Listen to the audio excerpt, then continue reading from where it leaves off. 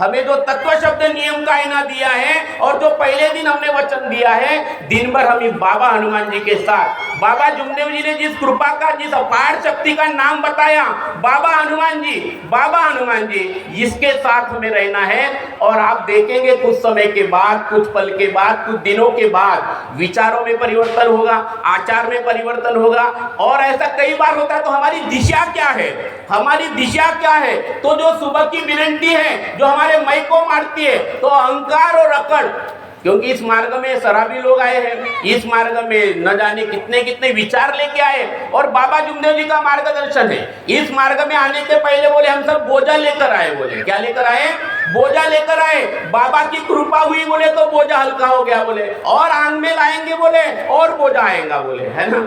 तो हमारा एक एक कदम इतना चुना हुआ हो, इतना सटीक हो, और इसलिए तत्व शब्द नियम की जरूरत है। और ये हमारा दूसरा जन्म है। जिस दिन से हमने बाबा के तत्व शब्द नियम रूपी चरणों के सामने सिर झुकाया है, उसी दिन हमारा जन्म हुआ और सफल हुई काया है।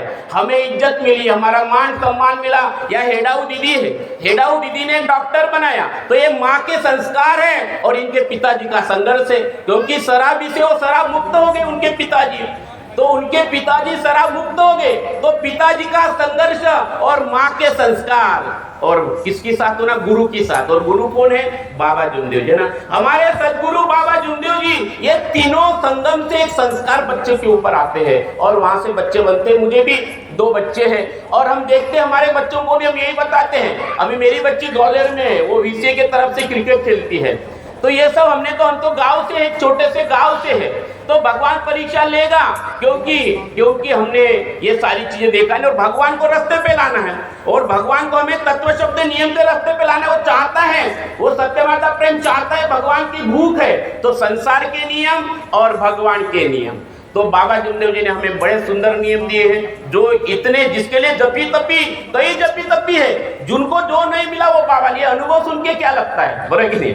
ये अनुभव सुन के तो ऐसा लगता है कि बाबा नहीं होते तो हमारे जीवन में क्या होता। और इसलिए एक चूल्हे पे खाना बनाने वाले जितना भी हमारा परिवार है, पति पत्नी, इन दोनों का बहुत जरूरी है, इन दोनों का सही होना बहुत जरूरी है। क्योंकि एक चूल्हे पे खाना बनाने वाले को ये मार्ग मिलता है, इसलिए इन दोनों का महत्व बहुत जरूरी है, बहुत जरूरी है। मैं कई बार कहता हूँ कि ठीक है, पति पत्नी प्रेम है, जहाँ प्रेम है वहाँ झगड़ा भी है, लेकिन वो झगड़ा सत्य मर्यादा प्रेम के लिए होना चाहिए, अबोला नहीं रहना चाहिए। सत्य मर्यादा प्रेम का झगड़ा और पति पत्नी का झगड़ा इतना ही रहना चाहिए, कितना? रात गई और बात गई, लेकिन हम ऐसा